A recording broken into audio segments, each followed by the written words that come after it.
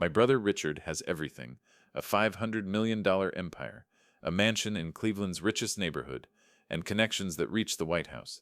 Me, I'm a 58-year-old mechanic with hands that won't stop shaking, fixing beat-up cars for people who can barely afford parts. So when Richard's kidneys started failing and I turned out to be his only match, I should have jumped at the chance to save him, right? Wrong, because 15 years ago Richard paid $500,000 to move my dying wife down the transplant list. She died waiting. Now he's dying, begging for my kidney, and I just discovered our brother Daniel, who we buried 25 years ago, is very much alive and has been planning the perfect revenge. The rain never stopped that day. June 15th, 1999. I stood there in Calvary Cemetery, watching my older brother Richard deliver a eulogy for our youngest brother Daniel. The words coming out of his mouth sounded practiced, polished, perfect, like everything else Richard Morrison did in his life. Daniel was a brilliant young man. Richard's voice carried over the handful of mourners. 27 years old, his whole life ahead of him. This tragic accident has robbed our family of, he paused, just long enough to seem overcome with emotion, of a precious soul. My hands stayed buried in the pockets of my only good suit. The rain drummed against the black umbrella Mary held over both of us. Our kids huddled close. Sarah was only 5 then, Tommy 9, little Emma just 3. They didn't understand why Uncle Daniel, who used to bring them candy every Sunday, was going into the ground. Neither did I, to be honest. The casket looked expensive. Too expensive for a supposed car accident victim. Closed casket, of course, Richard had insisted.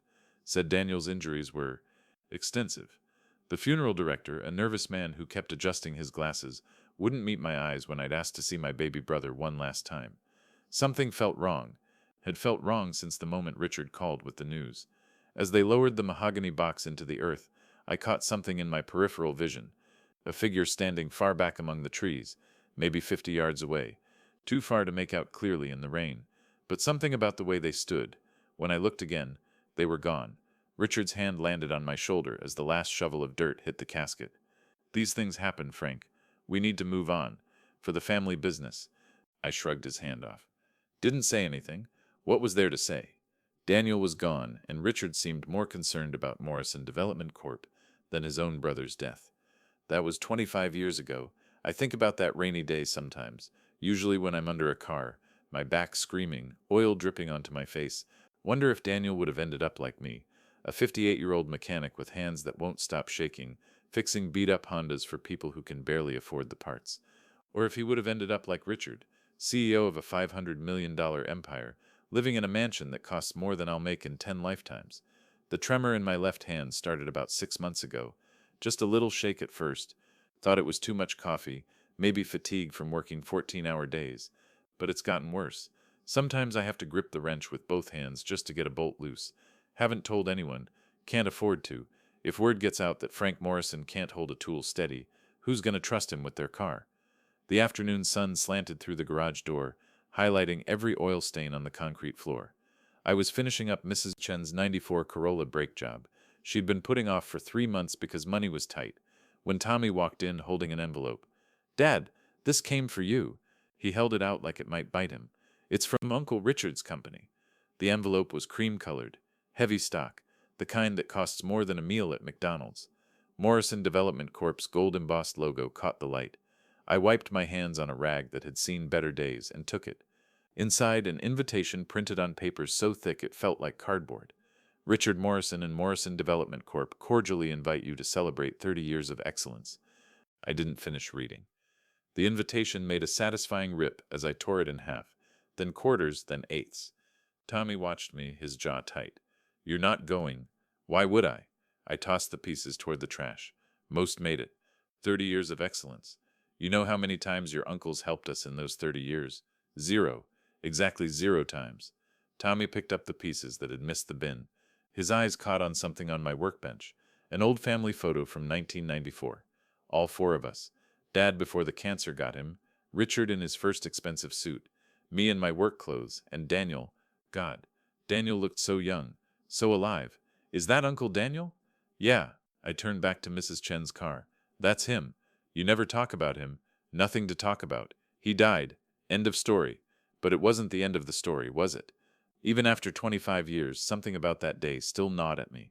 The closed casket, the nervous funeral director, that figure in the trees. My phone rang, cutting through the garage's quiet. Unknown Cleveland number. I almost didn't answer, but something, call it intuition, call it 25 years of unfinished business, made me pick up. Frank Morrison?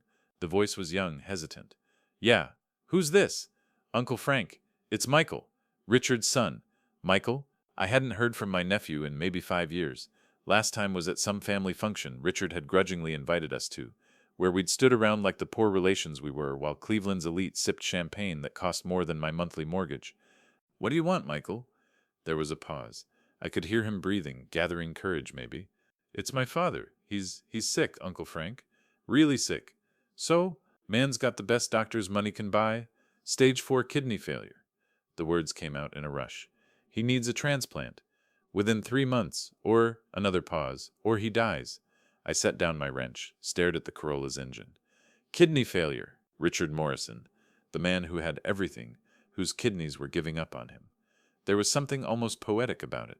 I'm sorry to hear that, Michael, but I don't see what you're a match. He said it so quietly I almost missed it. We all got tested. Mom, me, even some distant cousins. You're the only one who matches. 94% compatibility. The doctors say, they say you're his last hope. Last hope. The words hung in the air like the smell of motor oil that never quite left my clothes. Richard Morrison's last hope was his younger brother, the one he'd ignored for 30 years, the one whose calls he'd never returned, whose request for help he'd dismissed with a wave of his manicured hand. Uncle Frank, are you there? I'm here. Will you at least come to the hospital? Talk to him? I looked at my shaking hand, thought about Mary dying in a county hospital bed while Richard celebrated another $1 million deal, thought about Sarah having to drop out of her dream school because I couldn't afford tuition, thought about every time I'd swallowed my pride and asked my big brother for help, only to be told that everyone needs to make their own way. Uncle Frank, tell your father, I said slowly, each word deliberate, that I got his message. Then I hung up. Tommy was still standing there, holding the torn invitation pieces. What was that about? Nothing.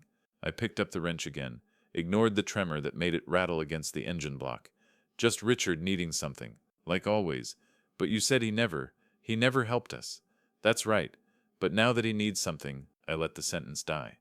Outside, clouds gathered over Akron's skyline. Looked like rain coming. It always seemed to rain when the Morrison family faced its demons. 25 years ago, I'd stood in the rain watching them bury my youngest brother.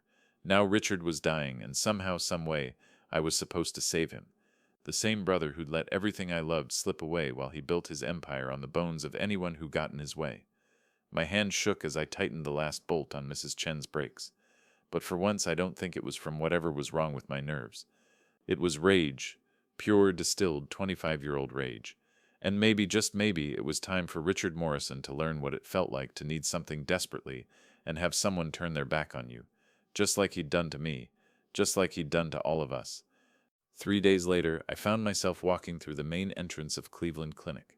The place smelled like every hospital I'd ever been in, disinfectant trying to cover up death and desperation. My work boots squeaked against the polished floors. Everyone else seemed to glide past in their expensive shoes, their clean clothes, their lives that hadn't been spent under cars, breathing in 30 years of exhaust fumes. Michael met me at the elevator. Kid looked older than his 25 years, stress carving lines into his face that shouldn't be there yet. He was wearing a suit that probably cost more than I made in a month. But his eyes looked just like Daniel's used to. Lost, scared. Thank you for coming, Uncle Frank. Haven't agreed to anything yet. The elevator ride to the 12th floor took forever. VIP ward, of course. Where else would Richard Morrison be dying? Dr. Evelyn Chen was waiting outside Richard's room. Mid-40s, Vietnamese American, with something in her expression I couldn't quite read. When she shook my hand, she held it a second longer than necessary, studying my face like she was looking for something. Mr. Morrison, I'm Dr. Chen, your brother's nephrologist. Her voice had a slight accent, softened by years in America. Thank you for coming. I know this must be complicated. Complicated. That was one word for 30 years of abandonment. Just tell me what you need to tell me.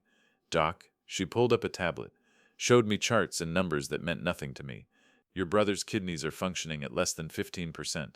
Without dialysis, he'd be dead within a week. With it, perhaps 3 months, maybe 4 if we're fortunate.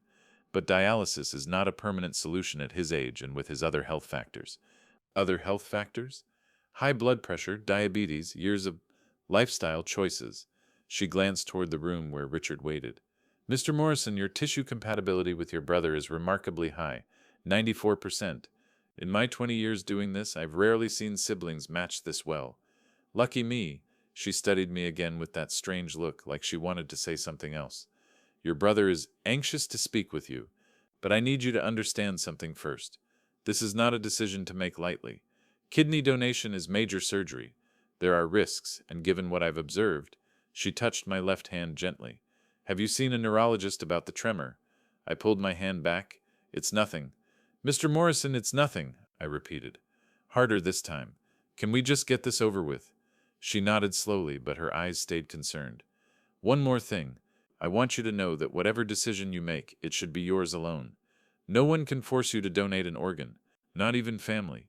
The way she said it, emphasizing those last words, made me look at her more carefully. There was something there, some understanding that went deeper than medical ethics. Richard's room was exactly what I'd expected. Private suite bigger than my living room, flowers everywhere, a view of Lake Erie that probably added 10 grand to the daily rate. And in the middle of it all, my big brother, hooked up to a dialysis machine that hummed and clicked like some mechanical heart. He looked smaller than I remembered. The great Richard Morrison, reduced to a man in a hospital gown, his skin with that yellowy gray tint that screamed kidney failure. But his eyes were still sharp, still calculating. Frank. He tried to sit up straighter, maintaining whatever dignity he could. You came. Michael said you were dying. Direct as always. He managed a laugh that turned into a cough.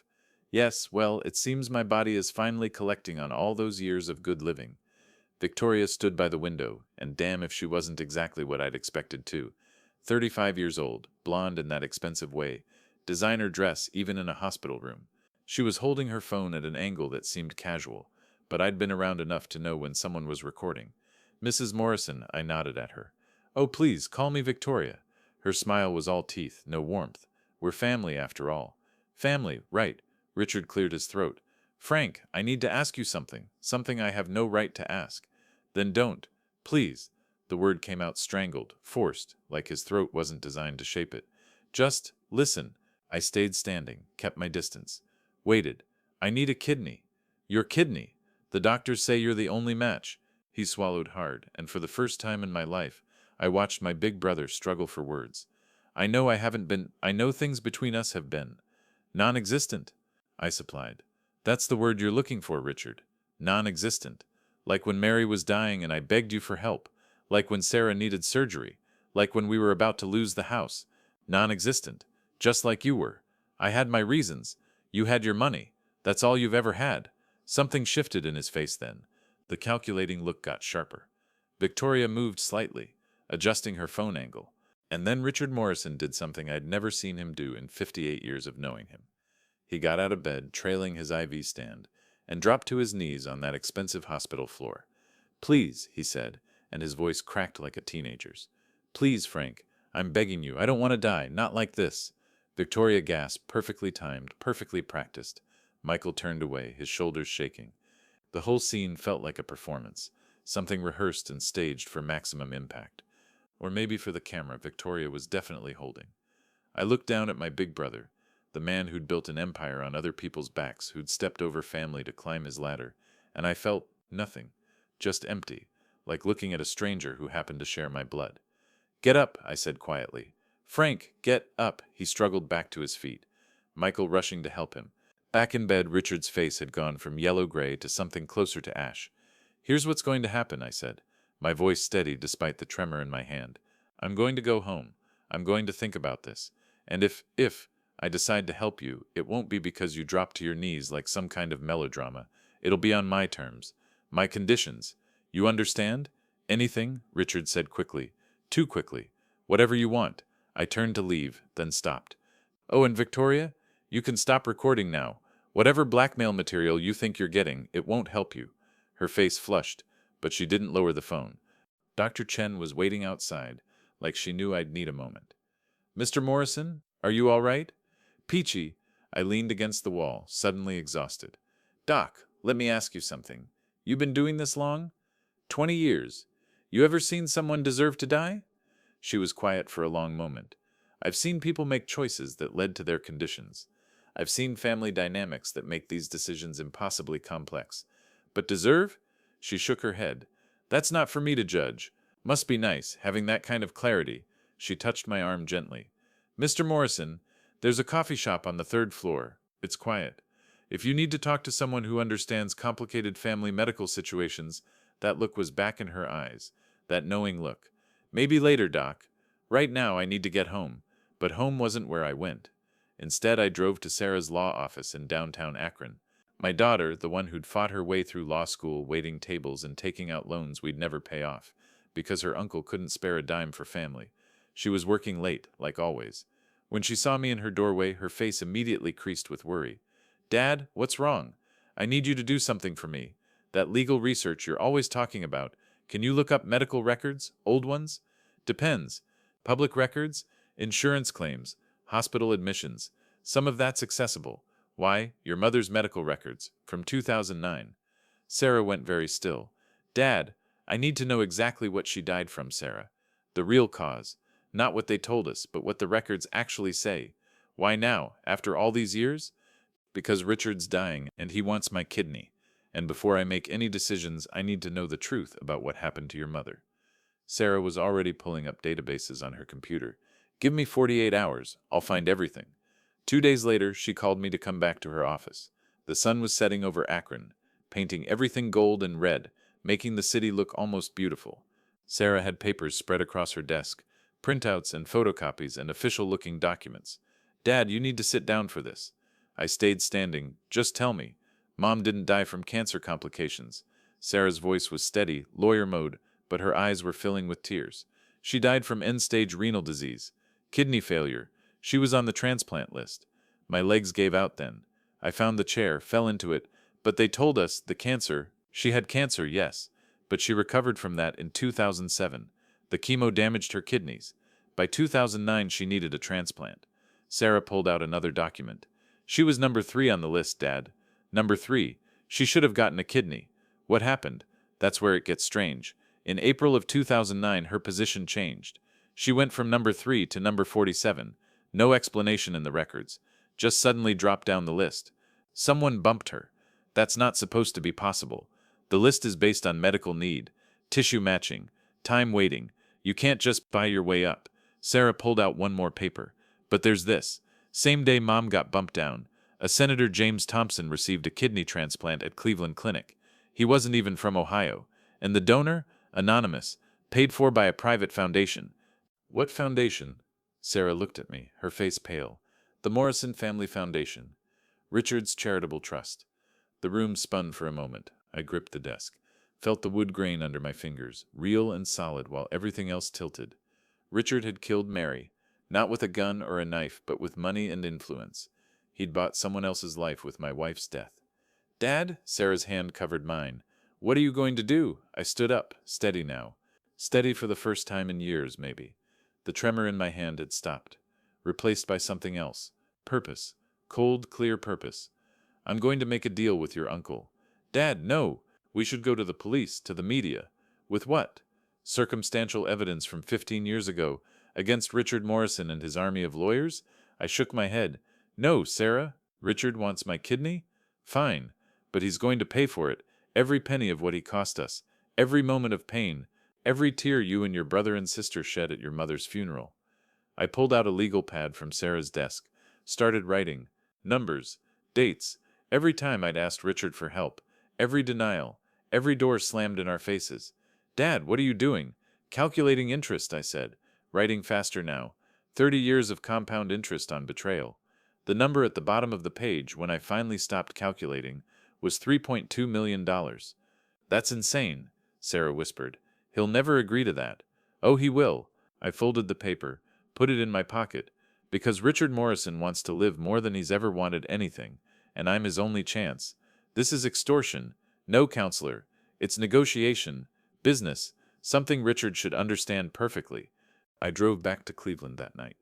The clinic was quieter after visiting hours, but they let me in when I said I was Richard's brother, there about the transplant.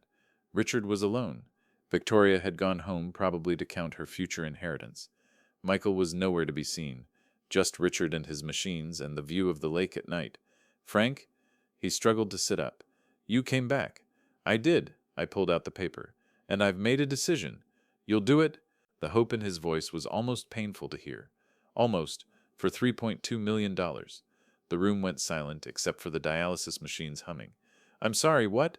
3.2 million. That's my price. I unfolded the paper, set it on his bed. Every loan you denied, every request for help you ignored, every time you turned your back on family. It's all there, itemized with interest. You're insane. No, I'm a businessman. Supply and demand, right? You used to lecture me about that. Well, I've got the supply, the only kidney that can save your life, and you've got the demand, about 3 months' worth before your body shuts down completely. But I was already walking out. Behind me, I could hear Richard calling my name, his voice getting more desperate with each repetition. For the first time in 30 years, Richard Morrison needed something from me, and for the first time in 30 years, I had the power to say no, or to name my price. The game, as they say in Richard's world, was officially on. Richard didn't take rejection well, never had, never would, so when Victoria called me 2 days later, her voice dripping honey and venom, I knew my brother was making his move. Frank, darling, Richard would like to reconsider your proposal. Can you come to the house tonight? Tell him to transfer the money first. Oh, Frank, she laughed, that practice society laugh that meant nothing. You know Richard, he likes to do business face to face. I should have known then, should have heard the trap closing. But part of me wanted to see him squirm, wanted to watch the great Richard Morrison negotiate for his life. The Hunting Valley mansion looked exactly like Richard himself, impressive on the outside, probably rotting somewhere underneath. 15,000 square feet of ego built with brick and marble. The driveway alone was longer than my entire street. Victoria met me at the door wearing something that probably cost more than my truck. He's in the study. But first, there's someone he wanted you to meet. The study door was already open. Richard sat behind his massive desk, looking worse than he had in the hospital. The home dialysis machine next to him hummed quietly, doing the work his kidneys couldn't, but it wasn't Richard that made me stop cold in the doorway. It was the man sitting across from him. 6'4", maybe 260, with shoulders that strained his expensive suit, pale skin, pale eyes, and scars on his knuckles that told stories about problems solved with violence. Eastern European, Russian maybe, with that particular kind of stillness that meant danger. Frank, Richard wheezed, meet Marcus Volkov, an old business associate. Volkov stood, extended a hand that could probably crush walnuts. Mr. Morrison, I hear you have something your brother needs. His accent was thick, Moscow maybe, or somewhere darker. I didn't shake his hand. What's this about, Richard? Insurance, Richard said simply. Marcus here specializes in medical logistics. Organ trafficking, I corrected. That's the word you're avoiding. Volkov smiled, showing teeth that were too white, too perfect. Such ugly terms. I prefer to think of it as resource redistribution, like your brother's business moving assets from one place to another. Get to the point. Richard leaned forward, his hands shaking slightly.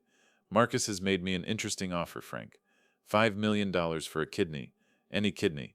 No questions asked, no paperwork needed. From where? Does it matter? Volkov shrugged. Eastern Europe, South America, Asia. The world is full of spare parts, Mr. Morrison. People who need money more than they need 2 kidneys. Or people who don't get a choice. Choice is luxury, Volkov said. But I'm not here to philosophize. I'm here because your brother asked for alternatives. You want 3.2 million? Someone else will take much less. Maybe nothing at all. The threat hung in the air like cigarette smoke. I looked at Richard, really looked at him. You're actually considering this? Buying some poor bastard's kidney from the black market? I'm considering all options. Richard's voice had that cold edge I remembered from childhood, when he'd decided something and didn't care who got hurt. But you see, Frank, Marcus reminded me of something. We have history, he and I. Old favors, old debts. Volkov's smile got wider. 29 years ago, your brother had problem. Man named Carlos Delgado, Mexican businessman who was becoming inconvenient. I made problem go away. But favor like that, it carries interest. Like your little calculation. Yes? Delgado? The name meant nothing to me, but Richard's face went even grayer. Now, Volkov continued, your brother can pay cash, 5 million. Very reasonable. Or, he paused, studying me like I was meat in a butcher shop. He can pay with favor, and favor I need is simple. Kidney for kidney. Your brother gets yours, willing or not, and debt is settled. You're talking about assault, kidnapping. I'm talking about business. Volkov pulled out a card, slid it across the desk toward me. You have good garage, Mr. Morrison, good reputation, honest mechanic, everyone says. Be shame if something happened. Fire maybe, or accident with lift. These things happen in dangerous profession like yours. Are you threatening me? I'm explaining situation. He stood, buttoned his suit jacket. Your brother, he's practical, man. He knows sometimes you must take what you need to survive. The question is, will you give, or will he take? Volkov left without another word, Victoria trailing after him like a well-trained dog. Richard and I sat in silence, the dialysis machine clicking between us. You brought the Russian mob into this?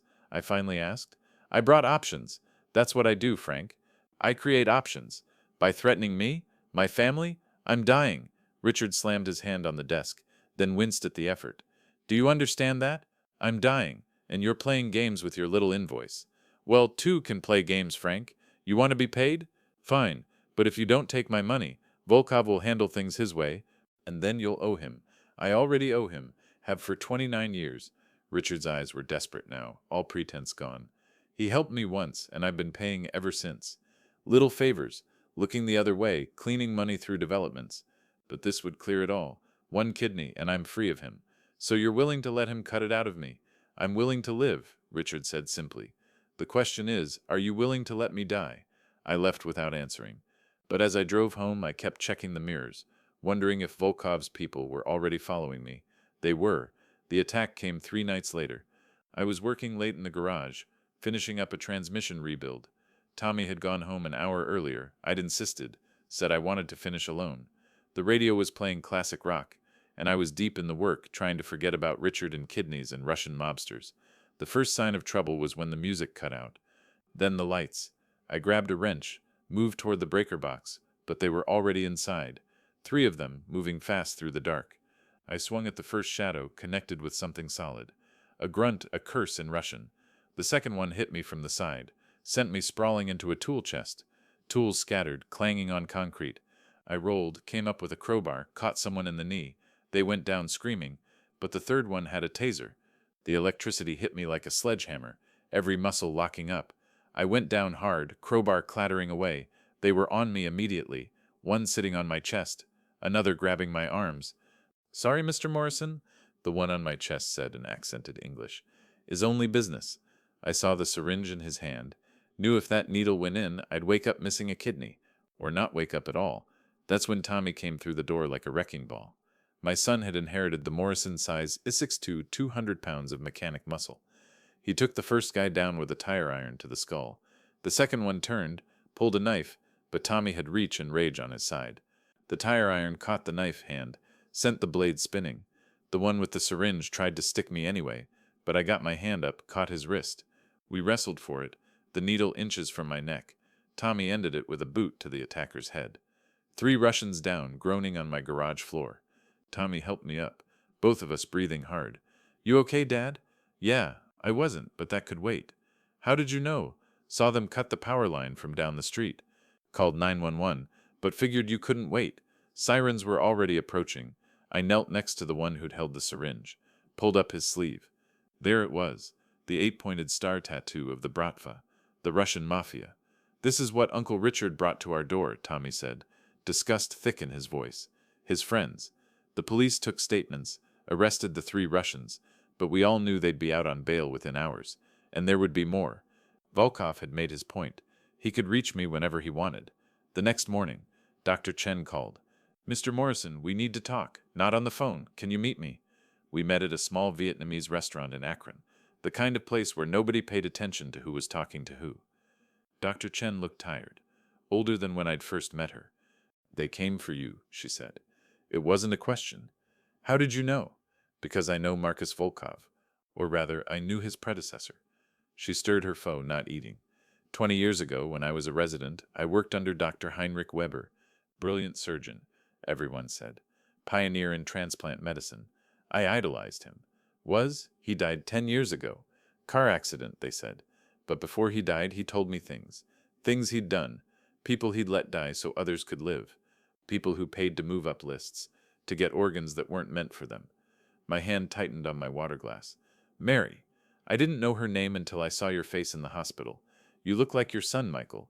He brought her in once, years ago, when you couldn't make it. I was the attending resident. I remember her because she was so kind, even dying. She gave me this. Dr. Chen pulled out a small cross on a chain. I recognized it immediately. Mary's communion cross, the one she never took off. She said she wanted someone who helped people to have it. She died 2 days later. Dr. Chen's eyes were wet. Dr. Weber signed the papers that moved her down the list. Richard Morrison paid him $500,000 to save a senator instead. You have proof? It's in Richard's safe, in his house.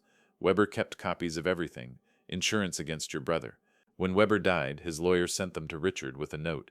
Your secrets die with me, but the paper remembers. Richard kept them. Men like him always keep leverage, even on the dead. Why are you telling me this? Because I became a doctor to save lives, not to be part of this machine that decides who lives based on wealth. She pulled out a key card. This gets you into the service entrance of Cleveland Clinic. Richard's having dialysis there tomorrow at 2 p.m. Victoria always leaves for exactly 90 minutes. Spa appointment. The house will be empty except for staff, and they take break at 2:30. You're helping me break into my brother's house? I'm giving you the chance to find the truth. What you do with it is your choice. She stood to leave, then stopped. Mr. Morrison, there's something else. The tremor in your hand? It's not Parkinson's. What?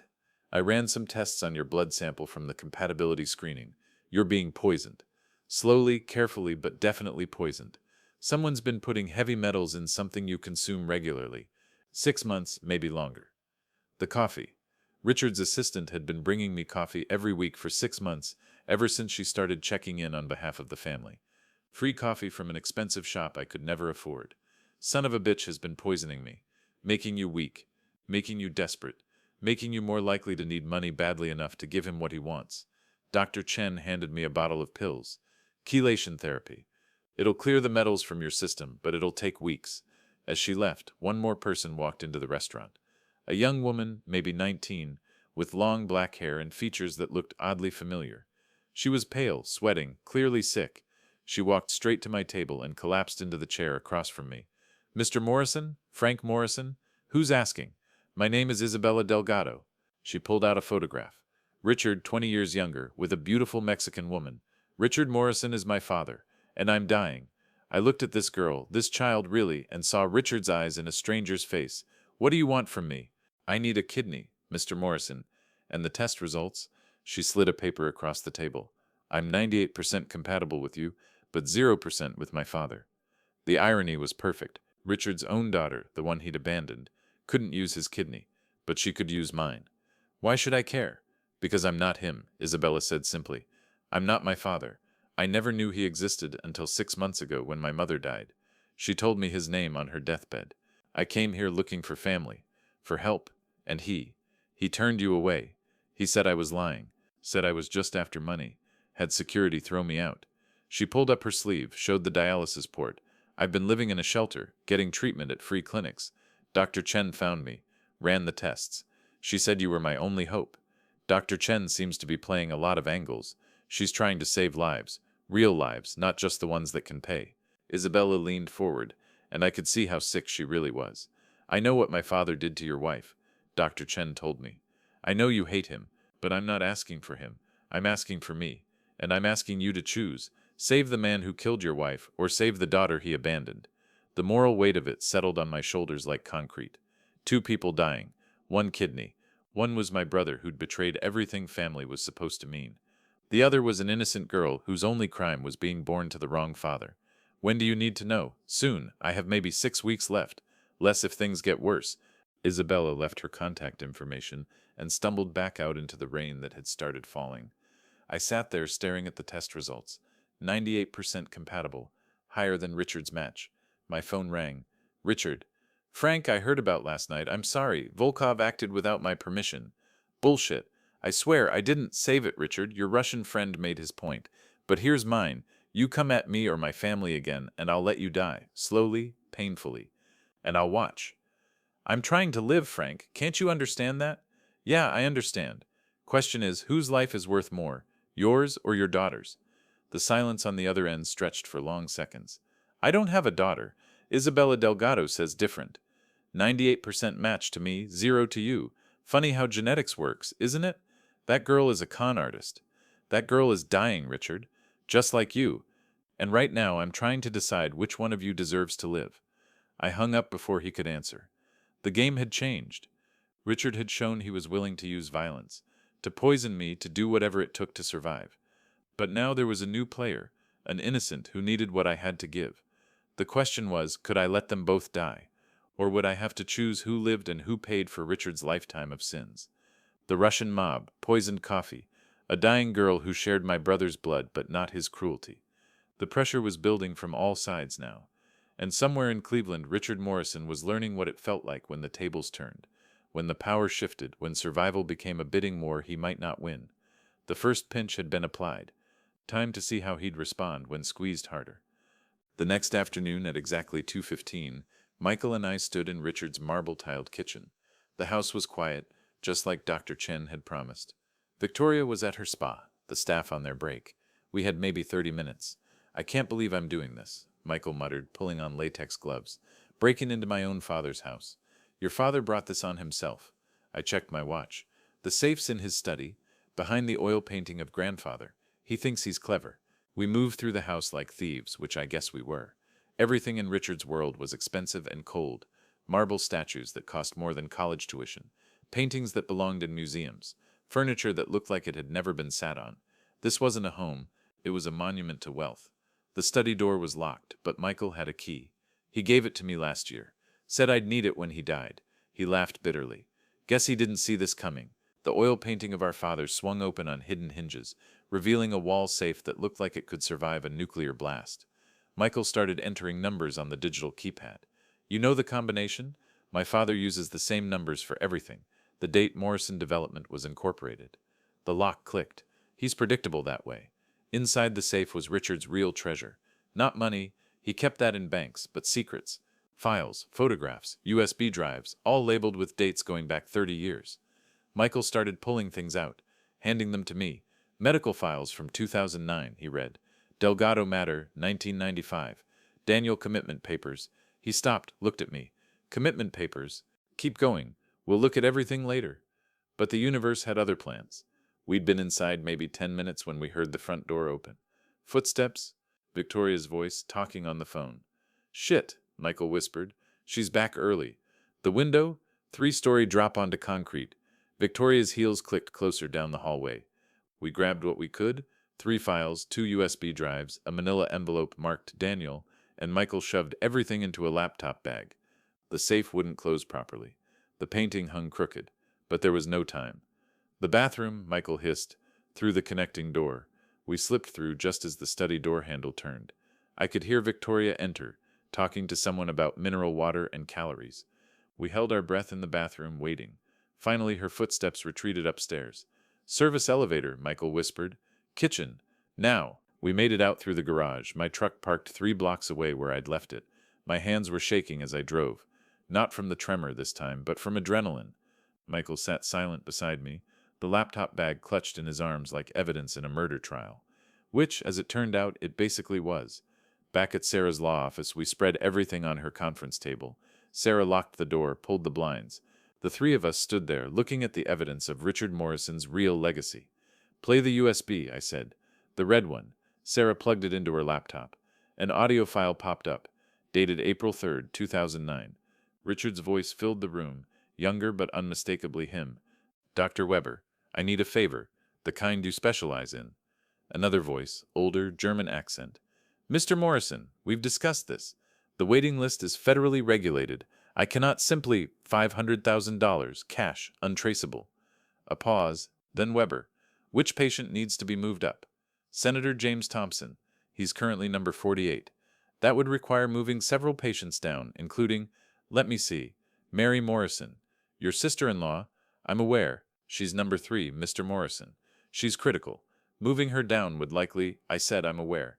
Can you do it or not for 500,000? Yes. But you understand, she will likely die before, that's not your concern. Just make it happen. The recording ended. Sarah had tears streaming down her face. Michael looked like he might vomit. And me, I felt something inside me turn from ice to fire. He knew, Sarah whispered. He knew Mom would die. He paid for her to die, I corrected. He traded her life for political favor. Michael grabbed another file, ripped it open. Inside were bank transfers, medical records, and a note in Richard's handwriting. Thompson elected. Favorable zoning approved. Mary Morrison deceased July 15. Acceptable outcome. Acceptable outcome. My wife's death was an acceptable outcome. There's more, Michael said, opening the manila envelope marked Daniel. His hands trembled as he pulled out commitment papers for Riverside Psychiatric Hospital, dated June 20th, 1999. Voluntary commitment for Daniel Morrison, signed by Frank Morrison. I grabbed the papers. There was my signature, but I'd never signed anything like this. That's not my handwriting. It's close, but, Dad, Sarah pointed to another document. Death certificate for Daniel Morrison, June 15th, 1999. 5 days before the commitment papers. How can he be dead and committed to a psychiatric hospital? Michael found another paper. A medical report. Patient Daniel Morrison, scheduled for experimental frontal lobe surgery, June 25th, 1999. Purpose: complete personality reconstruction following violent psychotic break. Lobotomy, Sarah breathed. They gave him a lobotomy, but the last page was the worst. A discharge report, dated October 1999. Patient escaped during transfer. Presumed drowned in Cuyahoga River. Body never recovered. Case closed per request of Richard Morrison, legal guardian. Legal guardian. I stood up so fast the chair fell over. I never signed guardianship papers. Daniel was 27 years old. Unless, Sarah said slowly, he was declared mentally incompetent. With these forged commitment papers, Richard became his guardian by default. The pieces clicked together in my mind. Daniel hadn't died in a car accident. Richard had him committed. Probably tried to have him lobotomized to keep him quiet about something. And Daniel had escaped. The funeral, the closed casket, the nervous funeral director, all of it was Richard covering up what he'd done. Why? Why would my father do this to his own brother? I picked up the file marked Delgado, 1995. Inside were photographs. Richard with a Mexican man I didn't recognize. The same man lying in what looked like a warehouse, clearly dead, and a receipt for cleaning services from Volkov International, dated the day after the photos were taken. Because Daniel saw Richard kill someone, I said. Carlos Delgado, Isabella's father. Michael sank into a chair. My father is a murderer. Your father is worse than that. He's a murderer who destroyed his own family to cover it up. I gathered the evidence, the USB drives, everything. Sarah, make copies of all of this. Multiple copies. Michael, you need to decide right now. Are you with him or with us? Uncle Frank, there's no middle ground anymore. Your father killed my wife. He destroyed Daniel. He's been poisoning me. He sent Russian mobsters after me. So I need to know, where do you stand? Michael looked at the evidence spread across the table. Photos of dead men, forged signatures, medical files that documented the murder of my Mary as clearly as if Richard had pulled a trigger. I stand with family, Michael said quietly. Real family. The kind that doesn't kill each other for money. Good. I turned to both of them. Because we're going to war. Not the kind Richard's been fighting. With money and threats and hired thugs. We're going to destroy him completely. Legally. Publicly. Permanently. How? Sarah asked. First, we protect ourselves. Isabella needs somewhere safe to stay. Richard or Volkov might go after her. Dr. Chen, too. We bring them both here. Keep them close. Then, we use Richard's own weapons against him. He wants my kidney? Fine. But the price just went up. It's not about money anymore. It's about justice. I pulled out my phone, dialed Richard's number. He answered on the first ring. Frank? Have you reconsidered? Oh, I've reconsidered, all right. The deal's changed, Richard. I told you, 3.2 million is... I don't want your money anymore. I want the truth. Public confession. Everything you've done, Mary, Daniel, Delgado, all of it, on record, on video. And you turn yourself in to the police. Richard laughed, but it sounded forced. You're insane. No, I'm informed. See, Michael and I just had an interesting afternoon at your house. Found some fascinating things in your safe. Silence. Then very quietly, Michael's with you? Your son chose family over a murderer. Smart kid. You have no idea what you're playing with, Frank. The people involved, the connections. Volkov? Senator Thompson? Yeah, I know all about them. Question is, do they know about each other? Do they know you kept evidence that could destroy them? You wouldn't try me. You've got 48 hours to decide. Confess and face justice, or I release everything. Your choice. If you do this, we both die. You understand that? Volkov doesn't leave witnesses. Then you better make sure he knows you're keeping your mouth shut. 48 hours, Richard. I hung up. Sarah and Michael were staring at me. You just declared war on the Russian mob, Michael said. No, I declared war on my brother. The mob's just collateral damage. I stood, felt the weight of 25 years lifting off my shoulders. Sarah, call Emma and Tommy. Tell them to come here. Bring overnight bags. Michael, get Isabella and Dr. Chen. We're consolidating our forces. What are you going to do? Sarah asked. I'm going to find out if Daniel's really dead. Because if he escaped that psychiatric hospital, if he's out there somewhere, then Richard's been lying about one more thing, and maybe, just maybe, there's one more Morrison who wants justice as much as I do. The victim was done being victimized. The prey had become the predator, and Richard Morrison, who'd spent 30 years thinking he was untouchable, was about to learn what it felt like when the foundations of his empire started to crack. The war for the Morrison family soul had begun, and I was going to win it, or die trying. Probably literally, given Volkov's involvement. But for the first time since Mary died, I had a reason to fight that was bigger than survival. I had the truth, and the truth, as they say, will set you free, or get you killed. Either way, Richard Morrison was going to pay for what he'd done. The shift was complete. I wasn't reacting anymore. I was attacking, and Richard, for all his money and power and connections, wasn't ready for Frank Morrison unleashed. Game on, big brother. Game fucking on. The call came at 3 in the morning, unknown number, but I knew who it would be before I answered. Mr. Morrison. Volkov's voice was calm, like he was ordering coffee instead of destroying my life. I have your son and younger daughter. They are safe, for now. My blood turned to ice. If you hurt them, please, no threats, is beneath us both. Tommy and Emma are enjoying my hospitality. Good kids. Tommy has your stubbornness. Emma, she has your wife's eyes. No? What do you want? Simple. You come to address, I text you. Alone, we do surgery tonight. Clean, professional. You wake up with one kidney. Your children go home. Everyone lives. You have 24 hours to decide. That's kidnapping. Murder is business transaction. Your kidney for your children's lives. Very straightforward. The line went dead. A text came through immediately. An address in the warehouse district. The same area where Richard had killed Carlos Delgado all those years ago. I called Tommy's phone. Straight to voicemail. Emma's too. Sarah answered on the first ring. Dad, it's 3 in the morning. Volkov has Tommy and Emma. What? How? Doesn't matter how. He wants me to come alone. Let him take my kidney. Or, I couldn't finish the sentence. We're calling the police. With what evidence? A phone call from a blocked number? Volkov owns half the cops in Cleveland anyway. No, Sarah. This is exactly what Richard wanted. Maximum pressure. Dad, you can't seriously be thinking about. Get Michael. Get to my house now. And Sarah, bring your gun.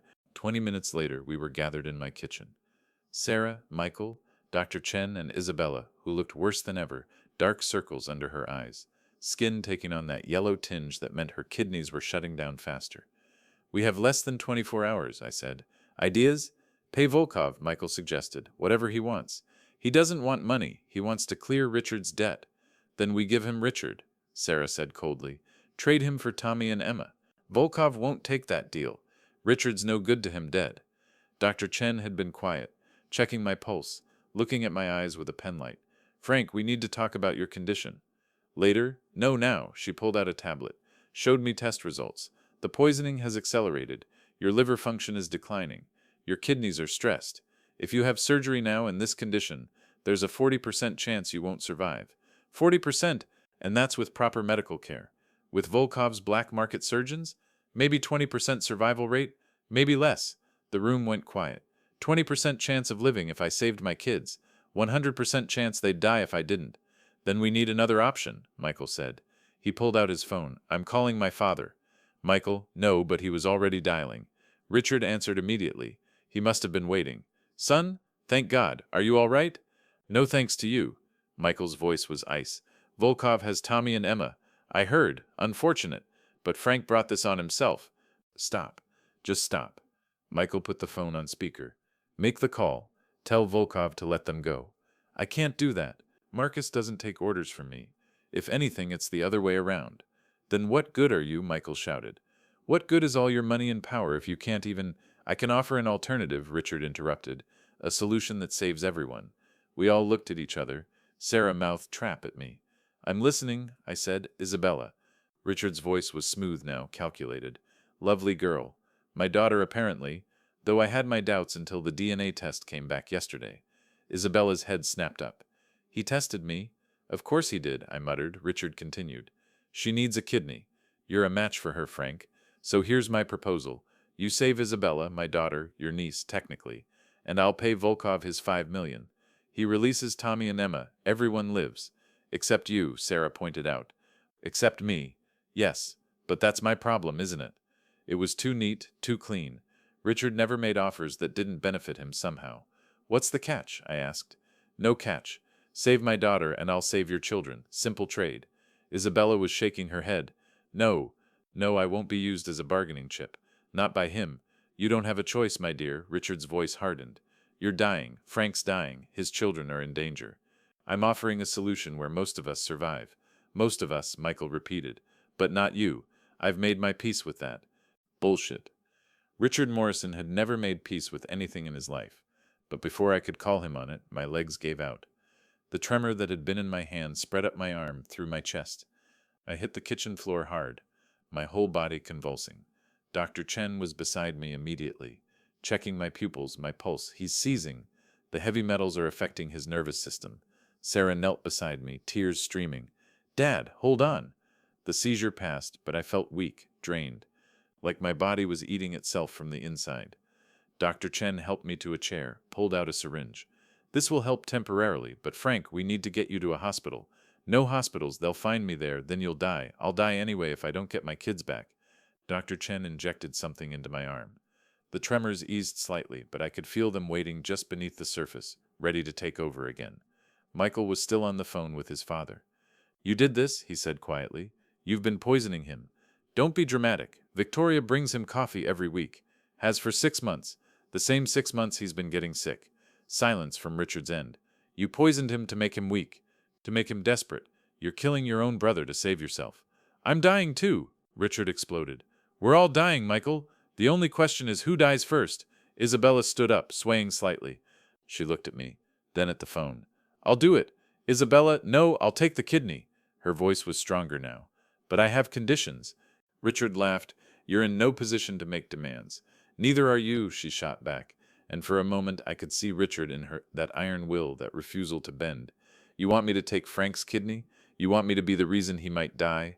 Fine, but you're going to pay for it. I already said I'd pay Volkov, not money. Truth. Isabella pulled out her phone, started recording. You're going to confess. Everything. Mary Morrison's death. Daniel's disappearance. My father's murder. All of it, on video, right now. That's insane, that's the price, Isabella said. Your confession for your daughter's life. And Frank's children. Sarah looked at me. Michael stared at Isabella with something like awe. Even Dr. Chen seemed shocked by the girl's steel. You have 10 seconds to decide, Isabella continued. Or I refuse the kidney and we all die. Your choice, father. The word father dripped with enough venom to kill. Richard's breathing was audible through the phone. Heavy, labored, desperate. If I confess, Volkov will kill me. Then you better disappear after you make the call to save Tommy and Emma. I'm too sick to run. That's your problem, Isabella echoed his earlier words. 10 seconds. This is blackmail. 5 seconds. Isabella, please. 3. All right, Richard's voice cracked. All right, I'll do it. I'll confess. Isabella held her phone steady. Start talking. And he did. For 20 minutes, Richard Morrison confessed to everything. Paying to have Mary killed. Having Daniel committed and lobotomized. Murdering Carlos Delgado. Working with Volkov for 29 years. The poisoning. Everything. When he finished, he sounded broken. There, you have what you want. Now will you take the kidney? Isabella looked at me. It's your choice, Frank. I won't take it unless you agree. I thought about Tommy and Emma. Probably terrified. Probably hurt. Thought about Mary, dying alone because Richard wanted political favors. Thought about Daniel, somewhere out there if he was even still alive. Brain scrambled by Richard's cruelty. Yes, I said. Save my kids and Isabella gets the kidney. I'll call Volkov, Richard wheezed. Give me an hour. The line went dead. Dr. Chen checked my vitals again. Frank, even if Volkov releases them, you're in no condition for surgery. The poisoning, the seizures, your body can't handle it. Then we better figure out how to make it handle it. There might be a way, she said slowly. Experimental, dangerous, but it could clear enough of the toxins to give you a fighting chance. Do it, Frank, do it. She nodded, started making calls to the hospital, arranging things. Isabella sat beside me, took my hand with her small, cold one. I'm sorry. she whispered. I'm sorry you have to choose between your life and mine. I'm not choosing between lives, I told her. I'm choosing to end Richard's game once and for all. But even as I said it, I knew the truth. We were surrounded. Tommy and Emma in Volkov's hands. Me poisoned and dying. Isabel dazed from kidney failure. Richard playing everyone against each other like chess pieces. The walls were closing in. Every option led to someone dying. And somewhere in Cleveland, my brother was probably smiling, knowing he'd won even if he lost. Maximum pressure achieved. The darkest hour before whatever dawn might come, if any of us lived to see it. The garage was dark when I heard the door creak open. 3 a.m., still waiting for word about Tommy and Emma, still fighting the poison in my system. I grabbed a wrench, ready for another attack from Volkov's men. Put it down, Frank, it's just me. That voice, I knew that voice, but it was impossible. The figure stepped into the moonlight streaming through the window, and my legs nearly gave out again. Not from poison this time. From shock. The man standing in my garage had my father's nose, my mother's eyes, and 25 years of secrets written across his face. Older, scarred, different, but unmistakably him. Daniel, hello big brother. Daniel Morrison, my baby brother.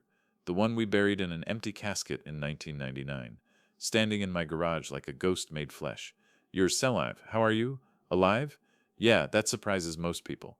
He moved closer, and I could see the changes, the scar across his temple, the slight tremor in his left hand, not unlike mine, the gray in his hair that shouldn't be there at 52. Though technically, I've been John Williams for the last 25 years. Bitcoin entrepreneur, early adopter. Did pretty well for myself. Daniel, we buried you. You buried an empty box, Frank. Richard's greatest magic trick, making his brother disappear. Daniel pulled out a chair, sat down like he belonged there, like he hadn't been dead for a quarter century. I've been watching, all these years, watching you struggle, watching Mary die, watching Richard build his empire on our family's bones. Why didn't you come back? Why didn't you tell me? Because until recently, I didn't have what I needed to destroy him. But now, he pulled out a tablet, started swiping through files. Now I have everything, including this. The video was grainy, dated June 1990, a warehouse, security camera footage. Richard arguing with a Mexican man, Carlos Delgado, Isabella's father. The argument escalated. Richard pulled out a gun. The shot was silent in the footage, but Delgado dropped. Richard stood over him, fired 2 more times. Jesus Christ. I was there, Daniel said quietly, hidden in the rafters. I'd followed Richard because I knew he was into something bad. Saw the whole thing. When I confronted him the next day, he had Volkov grab me. The psychiatric hospital, the fake lobotomy, all of it. Richard's way of shutting me up permanently. How did you escape? Volkov's men got sloppy during a transfer. I jumped into the Cuyahoga River. Let them think I drowned. Had help from a janitor at the hospital who'd figured out I wasn't actually insane. He gave me money, fake ID, a chance to disappear. Daniel's eyes were hard now. I spent 5 years recovering, rebuilding. Then I got lucky with Bitcoin. Turned $1,000 into $1 million. Then 10 million. Then 100 million. 100 million? Give or take. Enough to buy things. Information. People. Debts. He smiled, and it was Richard's smile, but with actual warmth behind it. Did you know Volkov owes almost 50 million to various creditors? Gambling debts, bad investments, overextension. I've been buying them up for 3 years. As of yesterday, I own Marcus Volkov. My brain struggled to process this. You own the Russian mobster who kidnapped my kids. Technically, yes. Which means, he pulled out his phone, typed something. Your kids are being released right now. They'll be home within the hour. Just like that? Just like that, Volkov works for whoever holds his leash.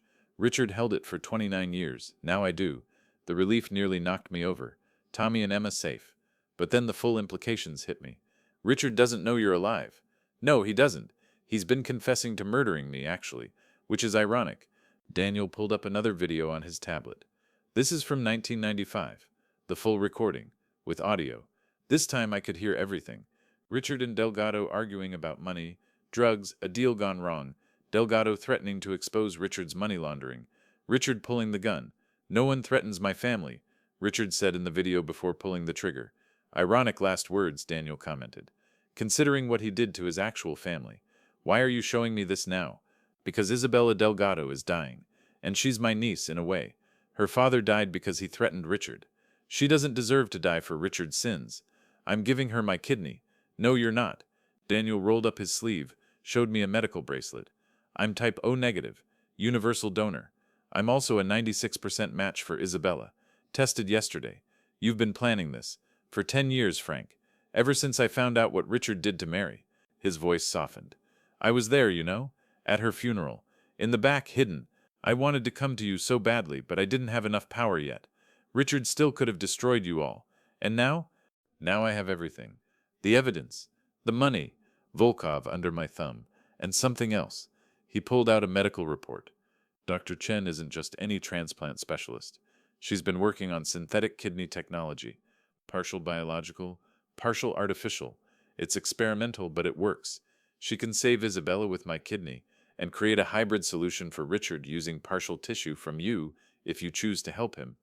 Why would I help Richard after everything? Because you're not him, Daniel said simply. You're Frank Morrison, the brother who taught me to ride a bike, who stood up to bullies for me, who would never let someone die if you could save them, even Richard. He killed your life, Daniel. 25 years gone. And I spent those years becoming someone who could end him properly, not with a bullet, but with justice. Daniel stood, and for a moment I could see the young man he'd been, brilliant and idealistic. The question is, Frank, do we let him die like the animal he is, or do we save him so he can face real justice? Dr. Chen appeared in the doorway. She'd been listening. You knew, I said to her. You knew Daniel was alive. For 2 years, she admitted. He funded my research, helped me develop the synthetic technology, all leading to this moment. This was all planned? Not all, Daniel said. Richard getting sick was just karma. But once he did, yes, we've been maneuvering things, getting you tested, bringing Isabella forward, making sure all the pieces were in place. For what? For the complete destruction of Richard Morrison's empire and the rebuilding of the Morrison family legacy. Daniel pulled out a document. This is a confession. Everything Richard's done, prepared by Sarah from the evidence we collected. If he signs it, turns himself in, Dr. Chen will perform the experimental procedure, save his life so he can spend it in prison, and if he doesn't sign, then he dies in 3 days and we turn over the evidence anyway. But this way he has a chance to do one decent thing, save Isabella without killing you. My phone rang. Tommy's number. Dad? His voice was shaky but alive. We're okay, we're with Sarah. These men just let us go, said their boss changed his mind. Come home, I told him. Just come home safe. When I hung up, Daniel was watching me with Mary's eyes, my wife's kindness somehow surviving in my brother's face despite everything he'd been through. Richard's at the hospital, Dr. Chen said. Critical condition. He has maybe 6 hours to decide. Then let's go give him his options, Daniel said. He turned to Isabella, who'd been silent through everything. Your father was not a good man, but he didn't deserve to die like that. If you'll let me, I'd like to give you my kidney. Uncle to niece, family taking care of family, the way it should have been. Isabella nodded, tears streaming. And Richard, that's Frank's choice, Daniel said. He's the only one Richard ever truly wronged who can still forgive him. We drove to the hospital in Daniel's car. A Tesla, because of course the Bitcoin millionaire drove a Tesla. The sunrise was painting Cleveland gold and red, like the city was on fire, or maybe being reborn. You really have $100 million? I asked. Closer to 200, actually. Crypto's been good to me. And you're willing to give your kidney to the daughter of the man Richard murdered? Family sins shouldn't pass to children, Daniel said. Isabella's innocent. Plus, it's what Mary would do. Mary, even after 15 years, her ghost guided us. What happens after? I asked. After Richard confesses? After the surgeries?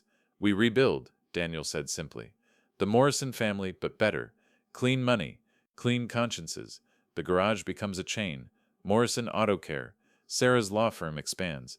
Michael takes over the legitimate parts of Richard's business. Isabella goes to medical school like she dreams. You've thought of everything. I've had 25 years to think, Frank. 25 years of being dead. I'd like to try being alive again. With my family. The hospital loomed ahead. Somewhere inside, Richard Morrison was dying, about to be offered a devil's bargain, confess to everything and live in prison, or die maintaining his innocence. He'll never sign, I said. He will, Daniel said confidently, because Richard's greatest fear isn't prison, it's being forgotten. In prison, he's still Richard Morrison, fallen titan. Dead, he's just another rich asshole who got what he deserved. He'll sign. How do you know? Daniel smiled, and for the first time in 25 years, I saw my little brother again. Because I know Richard better than anyone. I've been studying him, learning him, becoming his opposite. He created me in a way, the perfect anti-Richard. And now, he parked the car, turned to face me fully. Now the dead brother returns to offer salvation. The ultimate plot twist in Richard Morrison's tragedy. He'll sign Frank. His ego won't let him refuse the drama of it. The final piece was in place. The last key turned. Daniel Morrison had returned from the dead with the power to save everyone. Isabella, Richard, even me. All Richard had to do was something he'd never done in his life. Tell the truth. The game wasn't over. But for the first time, we were winning. Richard's hospital room felt smaller with all of us crowded inside. Me, Sarah, Michael, Dr. Chen, Isabella, and in the corner, recording everything on his phone, Daniel, the ghost made flesh. Richard looked between us, his eyes finally settling on Daniel. The heart monitor spiked, beeping frantically. No, Richard whispered.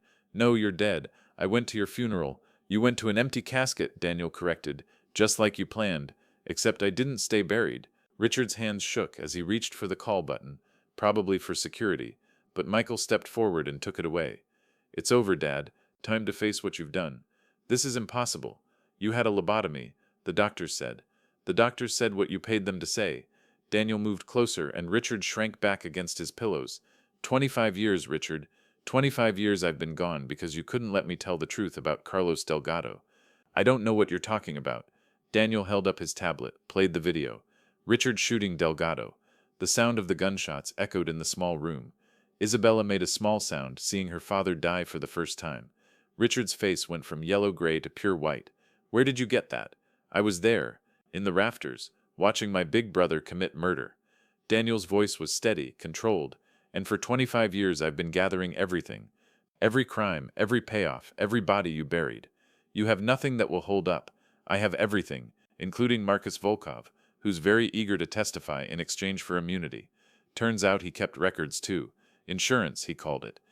Victoria chose that moment to walk in, designer luggage in hand, passport visible in her purse. She stopped dead when she saw Daniel. Who the hell?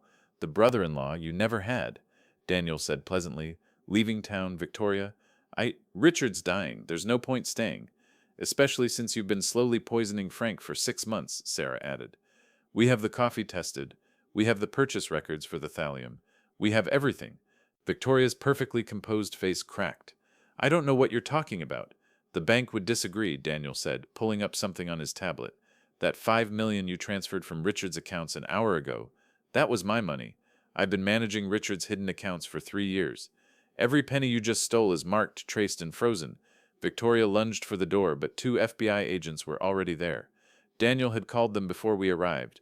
Victoria Morrison, you're under arrest for attempted murder, fraud, and conspiracy. As they led her away, she turned back to Richard. You said you loved me. I said a lot of things, Richard replied flatly. His empire was crumbling, and he couldn't even pretend to care about his trophy wife. When she was gone, Daniel set a document on Richard's bed. Your confession. Everything. Mary's murder. My attempted murder. Delgado. The money laundering. Sign it, and Dr. Chen performs the surgery that saves your life. So I can rot in prison? So you can live, I said, speaking for the first time. Which is more than you gave Mary. Richard looked at me, and for the first time in my life I saw tears in his eyes.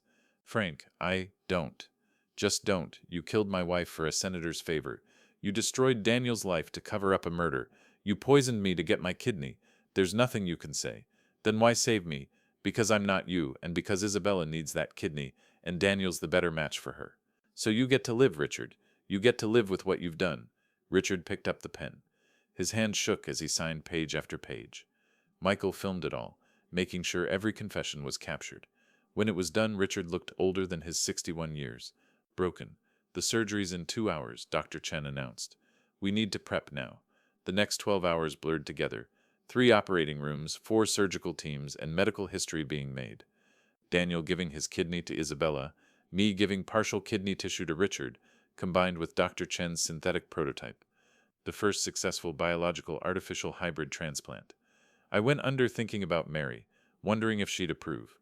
When I woke up, Sarah was holding my hand, tears streaming down her face.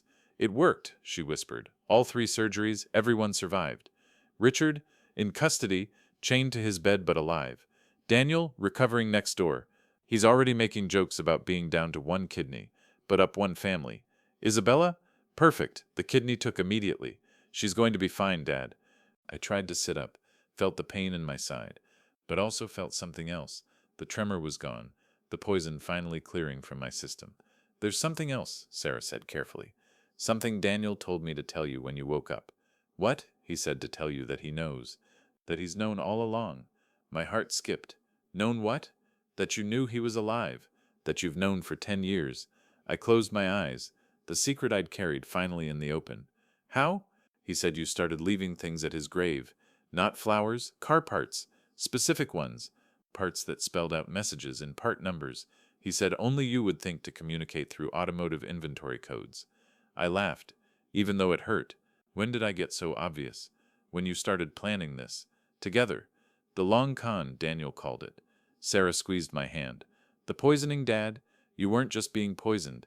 You were controlling the dose, building tolerance, making yourself look weak while staying just strong enough.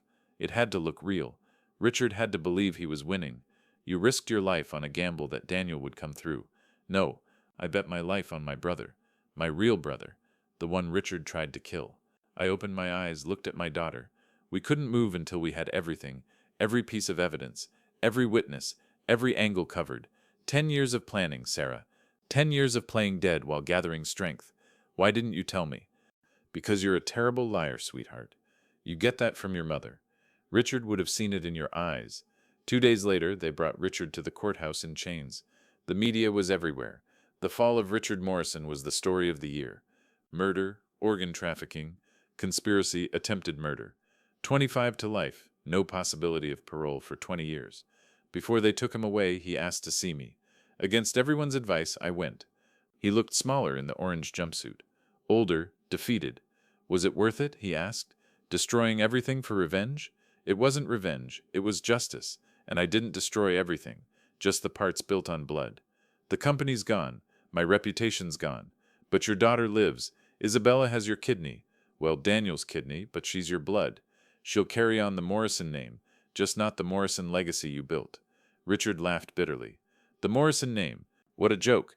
No, it's going to mean something again. Daniel, Michael, and I are starting the Morrison Foundation. Legitimate, clean, helping families who can't afford medical care. Everything you should have been. With what money? Daniel's money. Clean money. Honest money. Richard looked away. I received a letter from Isabella. Yeah, she's pregnant. Getting married to some teacher in Mexico. Said she's naming the baby Mary if it's a girl. His voice cracked. Mary Isabella Morrison. Mom would have liked that, I said, because our mother, not Mary my wife, though she would have liked it too. Frank? Richard called as I turned to leave. I'm sorry. I know it doesn't matter, but I'm sorry. I stopped at the door. I know you are, but sorry doesn't bring Mary back. It doesn't give Daniel back 25 years.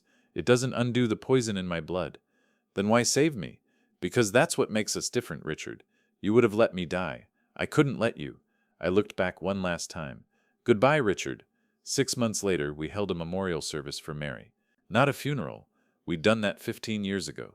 This was a celebration. Daniel stood beside me, both of us healed, both of us scarred. Isabella was there, showing now her husband's arm around her. Sarah, Tommy, Emma, Michael, the family Mary never got to see grown. Think she would have forgiven him? Daniel asked quietly. Mary? Probably. She was better than all of us. What about you? Do you forgive him? I thought about it. Richard in his cell, writing letters no one answered. The fortune gone, distributed to medical charities. The empire dissolved. The building sold. The name erased from Cleveland's skyline. No, I said finally, but I don't need to. He's not my problem anymore. He's just another prisoner, paying for his crimes. Daniel nodded. The garage is doing well, 12 locations now. Morrison Auto Care. Who would have thought? Frank Morrison would have thought. The brother who taught me that honest work beats dirty money every time. Isabella approached us, handed me an ultrasound photo. It's a girl. Mary Isabel Morrison. Due in spring. Spring! When Mary loved to plant flowers. When life returned after winter's death. She'll never know him, Isabella said about Richard. I won't let her. She'll know us, I promised. She'll know family. Real family. That evening, I found a letter in my mailbox. Richard's handwriting. I almost threw it away, but curiosity won. Inside, just one line. You won. I crumpled it up, tossed it in the trash, because he was wrong. This wasn't about winning or losing. It was about justice, about family, about choosing who deserved salvation. The mechanic from Akron had brought down an empire. The dead brother had returned to deliver justice. The abandoned daughter had found a family. And Richard Morrison, who'd spent 30 years thinking he was untouchable, finally learned what it cost to value money over blood. I looked at my steady hands. No tremor, no poison, no fear. For the first time in 30 years, Frank Morrison was free. And Richard Morrison, he was exactly where he'd always been, alone with his choices, surrounded by the walls he'd built himself. The only difference was now those walls were made of concrete and steel instead of money and lies. Justice served, family restored, the reversal complete. Sometimes the good guys do win. It just takes 30 years of patience and a brother willing to play dead until the perfect moment to rise.